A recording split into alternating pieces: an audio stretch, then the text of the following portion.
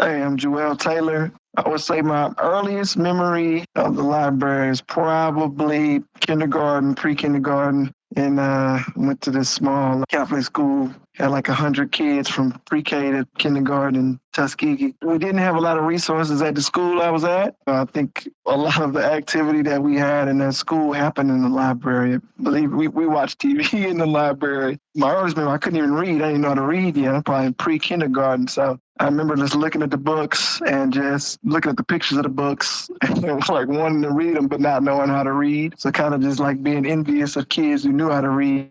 So that's definitely my earliest memory of being in the library. Libraries definitely had a big role in my development, just scholastically in general.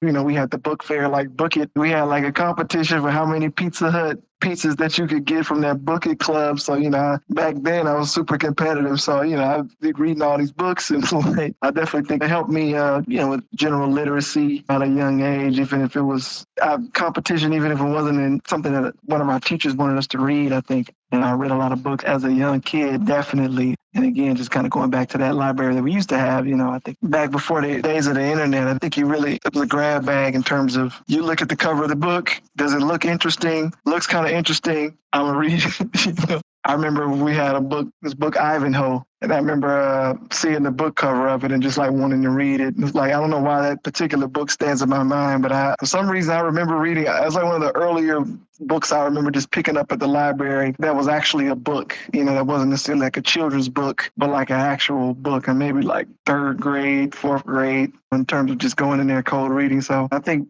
because you didn't have as many options for entertainment, you know, a lot of times you would just go in the library, just get something, just read a book. And I don't think people do that as much nowadays, but in the early 90s, you know, that was still an era where you kind of go in there and just discover something. The library is like a great place to kind of engender some of that curiosity.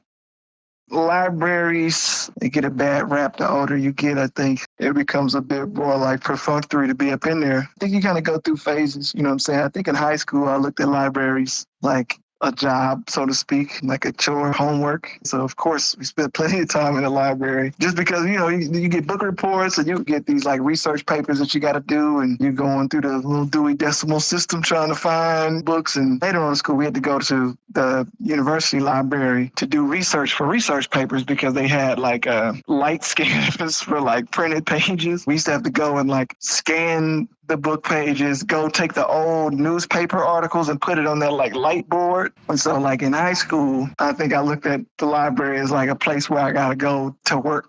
But funny enough, in college, I think I spent a little more recreational time at the library because that's when I started to realize, you know, our library had a lot of stuff. You could rent DVDs, you could rent games, like some more than just even books at the library. You know, it's like a lot of educational stuff, a lot of entertainment stuff. Like, you know, like the resources at a library were just like way more than I've ever kind of thought about in high school. I mean, I think like a lot of the Charlie Kaufman stuff, like the first time I saw those movies was in college. I think a lot of that kind of influenced just creatively, like what the kind of things I'm interested in now. You know, I was an art major actually, so I wasn't even a film major in undergrad, but I had a friend of mine who was also an art major who also wanted to do film and kind of got me into film. He kind of put me on a lot of cool stuff, you know what I'm saying? And my last 2 years, I ended up kind of transitioning interdisciplinary. And so we ended up watching a few more like experimental films that we would check out from the library. So like Matthew Barney, like Cremaster Cycle, like weird stuff. So definitely, you know, had a different relationship with the library. Like once I kind of started getting into film stuff, just because they had free movie rentals, you know what I'm saying? So you can go in there and rent movies for free. It's there if you want to take advantage of it, you know? I mean, I think I always wanted to be an artist. I didn't know I wanted to be a filmmaker necessarily, but I always wanted to be an artist. I always wanted to grow up making music, thought that that's what I would ultimately do.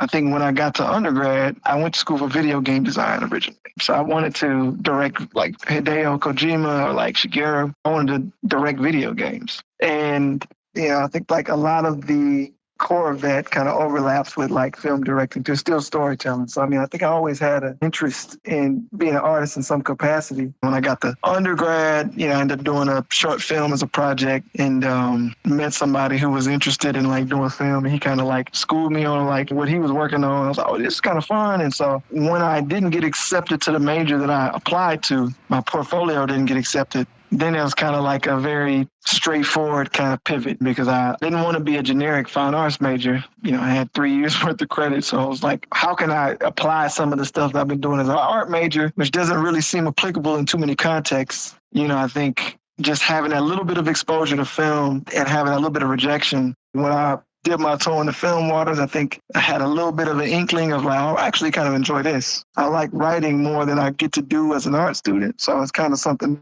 you kind of pivot to. And so that's really how I kind of started to turn towards film. And then like once I kind of made the pivot, I just slowly, steadily just kind of kept at it.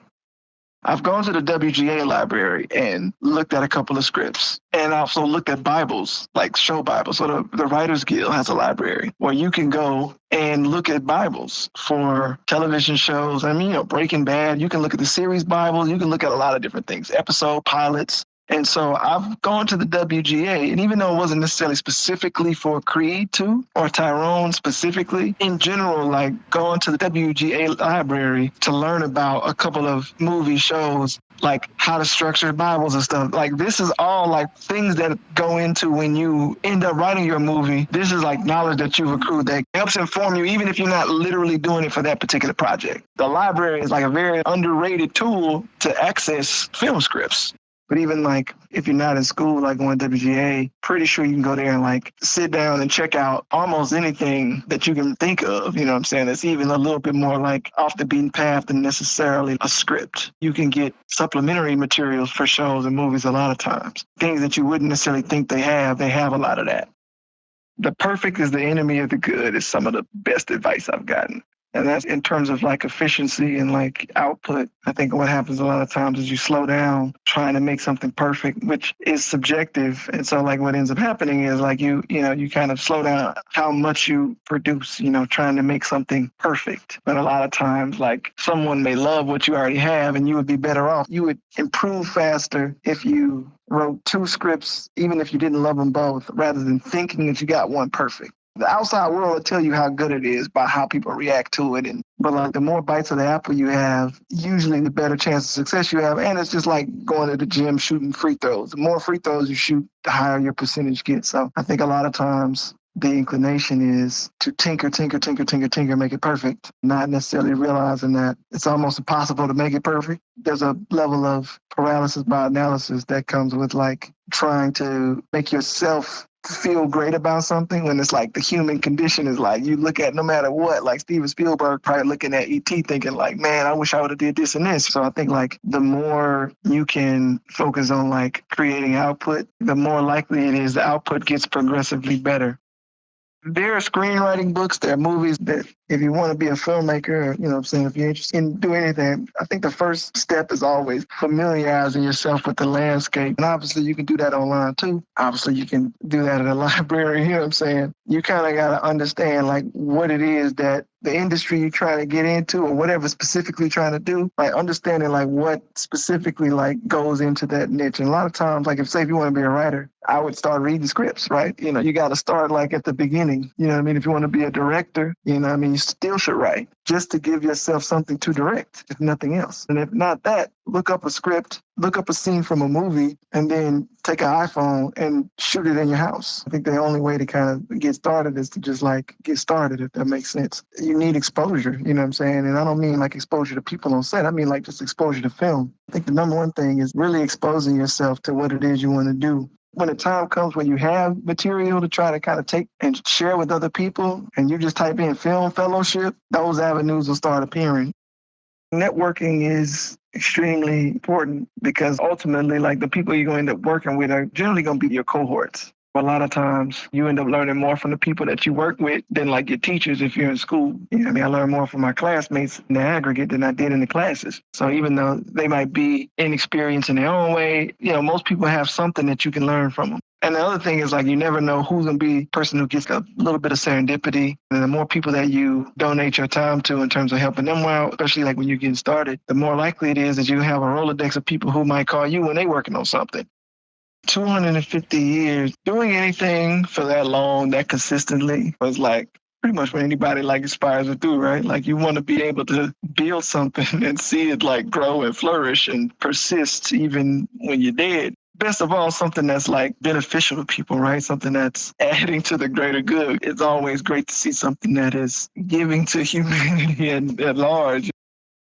I think almost everybody learns more from their failures than their successes. Sometimes if you succeed, you might not know why. But when you fail, you generally know why. So it's a little easier to learn from something because it's easier to deconstruct the outcome. It's hard to pinpoint why they like something. But if you make something and like you send it to a test screening for like you take a movie, for example, and like 300 people in this test screening say, this didn't work for me, you will learn why.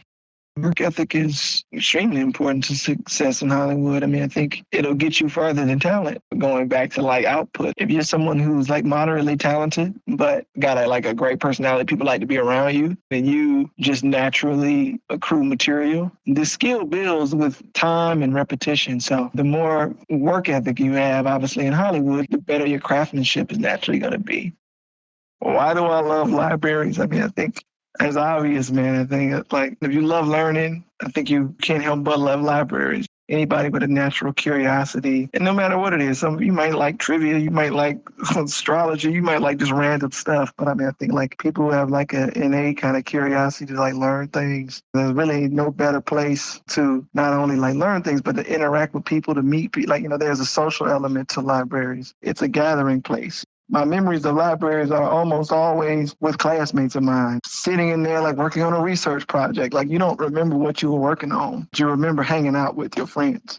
The institution in and of itself, I think, is definitely important. It's something that should be around regardless of, how increasingly available information gets online. I think you still need that tactile place that people can go, they can congregate at, and they can kind of discover new stuff.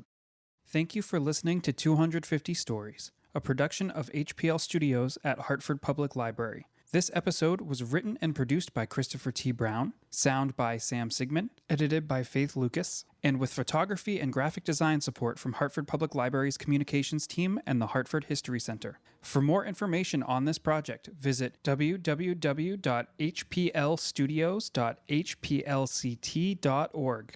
New episodes release every Tuesday, so subscribe to stay tuned.